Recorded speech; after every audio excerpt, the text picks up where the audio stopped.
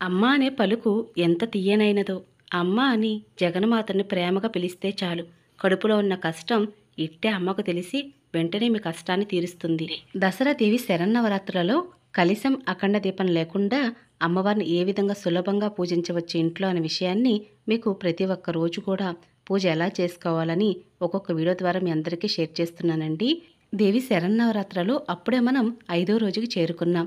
విజయవాడ ఇంద్రకీలాద్రిపై కొలువుతీరి ఉన్న కనకదుర్గ అమ్మవారి యొక్క అలంకారాలలో ఈ రోజున 5వ రోజున శ్రీ మహాచండీదేవి అలంకారంలో మనకి అమ్మవారు దర్శనమిస్తారండి.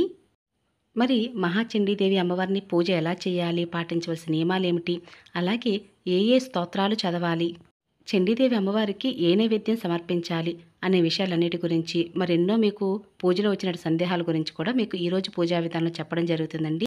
అందరికీ నమస్కారం అండి. అందరూ ఎలా ఉన్నారు? బాగున్నారా? నేను బాగున్నాను. మీరు ఇంకా బాగుండాలని మనస్ఫూర్తిగా కోరుకుంటున్నాను. దేవీ నవరాత్రులు అప్పుడు 5వ రోజుకి చేరుకున్నామండి. ఈ రోజున కనకదుర్గ అమ్మవారు మనకి శ్రీ మహాచండీదేవి అలంకారంలో దర్శనమిస్తారు. అలాగే ముందు రోజు లలిత త్రిపుర సుందరిదేవి అలంకారంలో నేను అమ్మవారికి బంగారు రంగు చీరనైతే కట్టాను కదండి. ఇక అమ్మవారికి అలంకరణ చేసినటువంటి పువ్వులు, నిర్మాల్యం ఇవన్నీ కూడా తీసేశాను. ఒకసారి ఇలా చేత్తో కొద్దిగా అమ్మవారి పటం కదపకుండా జాగ్రత్తగా తుడుచుకున్నాను. ఈ రోజున అమ్మవారికి ఎర్రటి పూలతో పూజిస్తే చాలా అంటే చాలా మంచిదండి. అందుకే పెరట్లో ఉన్న మందారాలన్నీ కూడా కోసుకొచ్చేసాను. ఇంకా ఆ పూలే కాకుండా మార్కెట్ నుంచి చామంతులు, గులాబీలు కూడా తెచ్చుకున్నానండి. ఇంట్లో పూజ చేయడం కుదరని వారు ఇలా గుళ్ళల్లో కానీ లేదంటే బయట పందిళ్ళు వేసి అమ్మవారికి అయితే పూజలు చేస్తూ ఉంటారు కదండి, అక్కడ కూడా పూజలో పాల్గొనవచ్చు. అలాగే మా వదిన కూడా కనకదుర్గ అమ్మవారిని నిలబెట్టుకుందండి. ప్రతిరోజు కూడా వదిన అమ్మవారి యొక్క పూజా ఫొటోస్ నాకు షేర్ చేస్తుంది. మీరు కూడా చూసి తరిస్తారని వీడియోలో షేర్ చేస్తున్నాను. చండీదేవి అమ్మవారు కొద్దిగా ఉగ్రహ రూపంతో ఉంటారండి. అందుకే ఈ రోజున నిమ్మకాయల మాల లేదా వేప మండల పూజలో పెడితే చాలా అంటే చాలా మంచిదండి. అందుకే నిమ్మకాయలు తీసుకువచ్చి నేను గుచ్చుతున్నాను. ఇలా 9 నిమ్మకాయలు, 11 లేదా 5 నిమ్మకాయలైనా సరే అమ్మవారికి మాలగా వేయవచ్చు. ఇంకా కొంచెం ఎక్కువ నిమ్మకాయలు అంటే 108 నిమ్మకాయలు అలా కూడా మీరు గుచ్చి గుళ్ళో కూడా అమ్మవారికి అలంకరణ చేయడానికి ఇవ్వవచ్చండి. దేవి శరన్నవరాత్రులలో నిమ్మకాయల మాల అమ్మవారికి ఎందుకు వేస్తారనే విషయాన్ని నేను ముందుగానే ఒక వీడియో ద్వారా అందరికీ షేర్ చేస్తున్నానండి. కాబట్టి ఇంకా ఎవరైనా ఆ వీడియోస్ చూడనట్లయితే మన ఛానల్ సబ్స్క్రైబ్ చేసుకుని వీడియోస్ అన్నీ కూడా చూడండి, చాలా బాగుంటాయి. ముందు రోజు పూజలో నేను పత్తి వస్త్రం వేశాను కదండి అమ్మవారికి, అలానే ఉంచి ఇంకా నిమ్మకాయల మాల కూడా అమ్మవారికి అలంకరణ చేశాను. ఇంకా ఎర్రటి పూలు అంటే అమ్మవారికి ఇష్టం కదండి. ఇంకా ఎర్రటి పూలు అంటే మందార పూలు అమ్మవారికి అలంకరణ చేశాను. అలాగే వేప మండలు కూడా ఇలా కోసుకొచ్చి అమ్మవారి పక్కనే పెడదామని చెప్పి ఇలా కుండలో కొద్దిగా నీళ్లు పోసి వేపాకులు కూడా పెట్టానండి. ఇంకా పూజలు ఇరుప్రక్కలా కూడా వేపాకులు పెట్టవచ్చు. అలాగే ఇంటి సింహద్వారానికి కూడా వేపాకులు ఈరోజు కట్టవచ్చండి. పూజలో వేపాకులు ఎందుకు పెడతారనే విషయం కూడా మీకు చాలా వీడియోస్లో చెప్తూ ఉన్నాను కదా. అంటే మహాచండీదేవి అమ్మవారు కొద్దిగా ఉగ్రహ రూపంతో ఉంటారండి. అందుకని అమ్మవారిని చల్లబరచడం కోసం వేపాకులను ఇలా పూజలో పెట్టుకోవాలి. నిమ్మకాయల మాల కూడా అందుకే వేస్తారండి. అమ్మవారు ఉగ్ర రూపంతో ఉంటారు కాబట్టి కొద్దిగా చల్లబడటం కోసం ఈ విధంగా నిమ్మకాయల మాలని, వేపాకులని పూజలో పెట్టుకోవచ్చు. పూజలో చిన్నపాటి అలంకరణతో పూజ చాలా మనసుకు తృప్తిగా ఉంటుందండి. చూడడానికి ముచ్చటగా కూడా ఉంటుంది. అలాగే కామాక్షి దీపాన్ని అయితే నేను రకరకాలుగా అలంకరణ చేస్తూ ఉంటాను. కొద్దిగా డబల్ టేప్ ప్లాస్టర్ వేసి ఒక తమలపాకుని ఈ విధంగా వెనకమల పెట్టడం వలన కామాక్షి దీపం చాలా అందంగా కనబడుతుంది. ఇలాగే పువ్వులు కూడా మనం డబల్ టేప్ ప్లాస్టర్కి అంటించవచ్చండి. ఇంకా పూజలో నేను అమ్మోరిని కూడా పెట్టుకున్నాను కదండి. పసుపు రంగులో కనిపిస్తున్నటువంటి అమ్మోరిని నేనే తయారు చేసుకున్నానండి. పూజలో అమ్మవారు చూస్తుంటే ఎంత అందంగా కనపడుతున్నారు కదూ. అమ్మోరు కళ్ళతో మనల్ని వీక్షిస్తున్నట్లుగా, మనల్ని చూస్తున్నట్లుగా లేదు. అమ్మవారికి ఎరుపు రంగు అంటే ఇష్టం కదండి. అందుకే ఈ రోజున ఎరుపు రంగు పువ్వులతోటి అలంకరణ చేయటం, ఎర్రటి ఒత్తులతో దీపారాధనే కాకుండా ఈ రోజున ఎర్రటి ఆయిల్తో కూడా దీపారాధన చేయవచ్చండి. కొద్దిగా నువ్వుల నూనెలో కొద్దిగా కుంకుమ కలిపితే ఎర్రటి ఆయిల్గా తయారవుతుంది. ఎర్రటి ఒత్తులతో దీపారాధన చేస్తే అమ్మవారికి చాలా అంటే చాలా ఇష్టపడతారు. అలాగే మీ దగ్గర కనుక ఉల్లి బౌల్ ఉన్నా లేదా ఇలా ఏదైనా బౌల్స్ ఉంటే అందులో కొద్దిగా నీళ్లు పోసి పువ్వు రేకులు వేసి కొద్దిగా జవ్వాది పౌడర్ చల్లినట్లయితే లేదా కొద్దిగా పచ్చకర్పూరం చల్లినా కూడా పూజ స్థలం అంతా కూడా మంచి సువాసన వస్తుందండి. అలాగే దీపారాధన చేసినటువంటి దీపపు కుందుల్లో కూడా కొద్దిగా జవ్వాది పౌడర్ చల్లినా కూడా దీపం వెలుగుతున్నంతసేపు కూడా మంచి సువాసన వస్తుంది. ఇంకా పూజలో చాలామందికి చాలా సందేహాలు వస్తున్నాయండి. అలాగే నేను పూజలో కలిసిన చెంబుతో నీళ్ళనైతే పెడుతున్నాను. ఇలా ఎందుకు పెడుతున్నారు అని అడుగుతున్నారండి. అమ్మవారి పూజలో తప్పనిసరిగా ఇలా ఇతర కలిసిన చెంబులో కానీ రాగి చెంబులో కానీ నీళ్ళనైతే పెట్టాలి.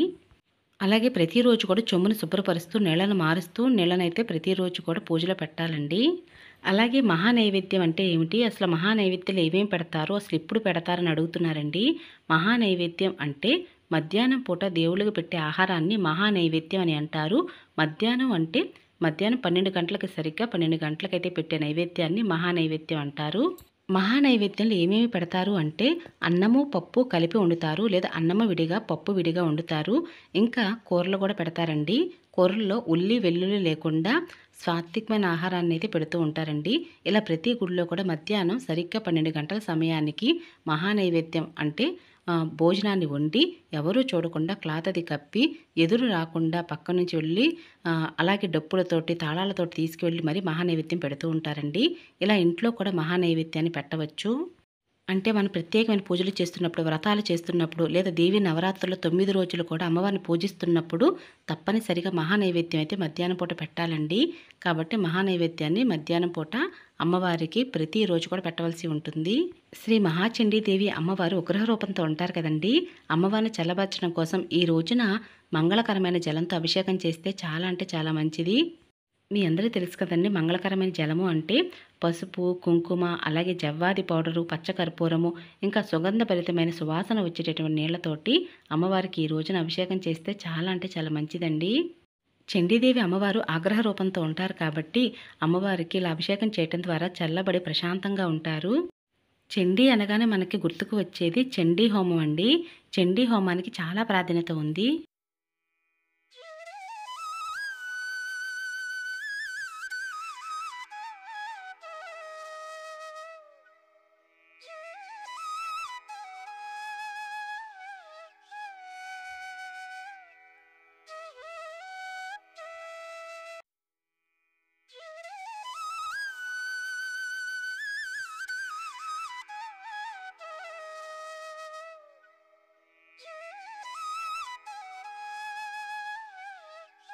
అమ్మవారికి అభిషేకం చేస్తున్నప్పుడు మనసును నిర్మలంగా ఉంచుకొని ప్రశాంతమైన మనసుతోటి అమ్మవారిని కనుక మనం చూసినట్లయితే మనకున్నటువంటి బాధలన్నీ కూడా తగ్గిపోయి మనసు చాలా ప్రశాంతంగా ఉండి తేలిక పడుతుందండి. చండీదేవి అమ్మవారు చండాసురుడు అనే రాక్షసుడిని సంహరించడానికి అవతరించారు. అందుకనే ఈవిడ్ని చండీదేవి అని అంటారు. ఎక్కడైతే చండీ యాగం హోమం చేస్తూ ఉంటారో అంటే అక్కడ దుర్భిక్షం అనేది ఉండదండి. దుఃఖం అనేది కూడా దరిచేరదు. అమ్మవారికి అభిషేకం చేసిన తర్వాత కొద్దిగా జలాన్ని తీసి మీ తల మీద చల్లుకుని కుటుంబ సభ్యుల మీద కూడా చల్లండి. చాలా అంటే చాలా మంచిది. అమ్మవారి చుట్టూ వేపాకులను ఉంచడమే కాకుండా ఇలా అమ్మవారిని ఆసనంగా పెట్టే ప్లేట్లో కూడా వేపాకులు వేయటం వలన ఆ ప్రదేశంలో అమ్మవారిని ఉంచటం వలన అమ్మవారు ఎంతో ప్రశాంతంగా ఉంటారండి. అమ్మవారికి అలంకరణ చేసిన ఈరోజు వస్త్రం మా అక్క కుట్టిందండి. మా అక్క ఎంత అందంగా అమ్మవారికి అమిరినట్టుగా చక్కటి చిన్నటి లంగా అయితే భలే కుట్టింది కదూ. చాలా బాగుందండి. అమ్మవారికి అద్దినట్టుగా కుట్టింది. ఇంకా పూజలో అమ్మవారి పాదాలను పెట్టుకొని పసుపు కుంకుమ చల్లి నమస్కరించుకోండి. ఇంకా అలాగే ఈరోజు పూజలో ఇలా త్రిశూలానికే ఈరోజు కుంకుమ పూజ అయితే చేస్తున్నానండి. ఎందుకంటే ఈ రోజున చండీదేవి అమ్మవారు ఆగ్రహ రూపంతో ఉంటారు కదండి. కాబట్టి అమ్మవారిని చల్లబరచడం కోసం కుంకుమ పూజ కూడా చేయాలి. అలాగే కుంకుమ పూజ ఎలా చేయాలి, కుంకుమ పూజ చేసేటప్పుడు పఠించవలసిన మంత్రాలు ఏమిటి అనే విషయం గురించి నేను పూర్తి వివరంగా ఒక పూజా వీడియో అయితే షేర్ చేస్తున్నానండి. మీలో ఎవరైనా మిస్ అయినట్లయితే ఆ వీడియో కూడా చూడండి. చాలా అంటే చాలా బాగుంటుంది. కుంకుమ పూజ గురించి చాలా చక్కగా వివరించాను. కుంకుమ పూజ చేసేటప్పుడు తప్పకుండా ఈ మృగముద్ర అని చేతి వేళ్లతో ఇలానే చేయాలండి. ఇలా పట్టుకొని అమ్మవారు కుంకుమ పూజ చేసే విధానాన్ని మృగముద్ర అని అంటారు. ఎక్కడైతే చండీ హోమం జరుగుతూ ఉంటుందో ఆ ప్రాంతాలలో అకాల మరణాలు ఉండవు. లోక కళ్యాణం సర్వజనుల హితం కోసం పరబ్రహ్మ స్వరూపిణి అయిన చండికాదేవిని పూజించటం వలన ఎంతో మంచి జరుగుతుందండి. కలియుగంలో చండీ పారాయణానికి మించిన శక్తివంతమైన ఫల సాధనం మరొకటి లేదని పురాణాలు చెప్తున్నాయండి. చండీదేవి ఆరాధనలో చండీ హోమం కూడా అంతే ముఖ్యమైనది. చండీ హోమంలో పాల్గొనే వారికి గ్రహాల అనుకూలత, ఎన్నో రకాలైనటువంటి భయం ఇవన్నీ కూడా పోతాయి. అలాగే శత్రు సంహారం జరుగుతుంది. అలాగే శత్రువులపై విజయం సాధిస్తారు. ఈ చండీ హోమాలు గుడిలో నిర్వహిస్తారండి. అలాగే విజయవాడ ఇంద్రకీలాద్రి కొలువు తీర ఉన్నటువంటి కనదుర్గమ్మవారి గుడిలో కూడా ప్రతిరోజు చండీ హోమం అయితే చేస్తారు. కాబట్టి అలా సామూహికంగా చండీ హోమం చేస్తున్నప్పుడు అందులో కూడా పాల్గొనవచ్చండి. కాబట్టి దీనికి టికెట్ ధర కూడా ఉంటుంది. ఒక 1000 రూపాయలు అయితే కట్టాలండి. ఇలా ప్రతిరోజు కూడా చండీ హోమం అనేది విజయవాడ ఇంద్రకీలాద్రిపై కొలువు తీరిన కనదుర్గమ్మ వారి గుడిలో జరుగుతూ ఉంటుంది. కాబట్టి మీకు ఎటువంటి సమస్య ఉన్నా తప్పనిసరిగా మీ జీవితంలో ఒకసారి అయితే చండీ హోమం చేయించుకోవాలండి. పెద్దలు చెబుతున్న మాట ఏమిటి అంటే అమావాస్య, పౌర్ణమి తిథుల్లో కనుక చండీ హోమం చేయించుకున్నట్లయితే ఎక్కువ ఫలితాన్ని ఇస్తుంది అని చెప్తూ ఉంటారు. ఇంకా అమ్మవారికి ఈ రోజున చదవలసిన స్తోత్రాలు ఏమిటి అంటే మనకు గూగుల్ పీడిఎఫ్ రూపంలో చండీ స్తోత్రాలు ఉంటాయండి. లేదా దుర్గాదేవి అమ్మకు సంబంధించినటువంటి స్తోత్రమైన చదువుకుంటూ అమ్మవారికి ఈ రోజున దుర్గా అష్టోత్తరాన్ని చదివి పూజలైతే చేయవచ్చు. ఈ రోజున అమ్మవారికి నివేదించవలసిన నైవేద్యం పులిహోర లేదా చలిమిడి వడపప్పు పానకం. ప్రతిరోజులాగే ఈరోజు కూడా అమ్మవారికి తాంబూలం సమర్పించాను, ఇంకా పండ్లు పెట్టాను.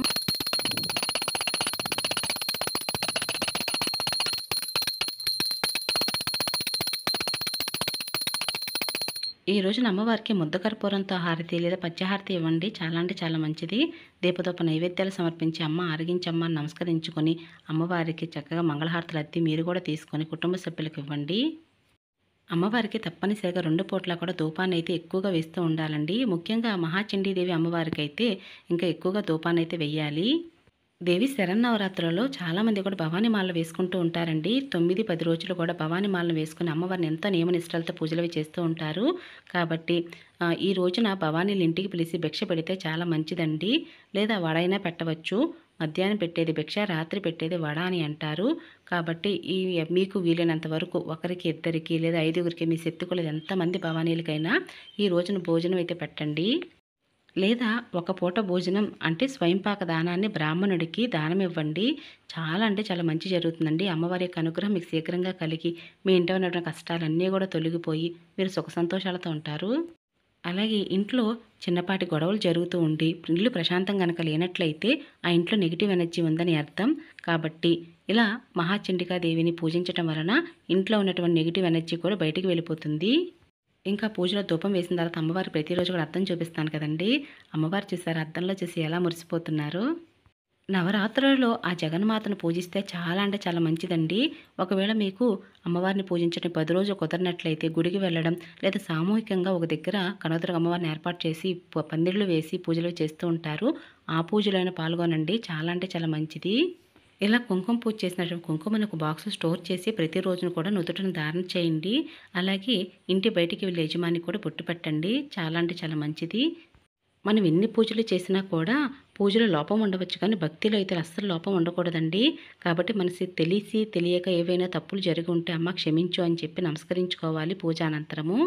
అలాగే పూజలో పెట్టినటువంటి అమ్మవారికి ఇచ్చినటువంటి తాంబూలం ఏం చేయాలని అడుగుతున్నారండి. ఆ తాంబూలం మీరే తీసుకోవాలి, ఎవరికి ఇవ్వకూడదు. అమ్మవారి యొక్క ఆశీర్వాదంగా భావించాలి. 2024 సంవత్సరంలో అక్టోబర్ 7వ తారీఖు ఆశ్వీజ శుద్ధ పంచమి రోజు, ఈ రోజు సోమవారం అండి. ఈ రోజున శ్రీ మహాచండీదేవి అలంకారంలో విజయవాడ కనకదుర్గ అమ్మవారు మనకు దర్శనమిస్తారు. అమ్మవారి యొక్క అనుగ్రహం అందరికీ కావాలి. అందరూ కూడా అమ్మవారి యొక్క అనుగ్రహం వలన సంతోషంగా ఉండాలి నేను కూడా మనస్ఫూర్తిగా కోరుకుంటున్నానండి. ఇక ఇంతేనండి ఈరోజు పూజా విధానం. మీ అందరికి నచ్చింది, యూస్ఫుల్ అవుతుంది అనుకుంటున్నాను. మీకు కనుక పూజా విధానం నచ్చినట్లయితే లైక్ చేసి, షేర్ చేసి, కామెంట్ ఇవ్వండి. మరొక మంచి పూజా విధానంతో మళ్ళీ కలుసుకుంటానండి. ఇక అప్పటి వరకు నమస్కారం అండి.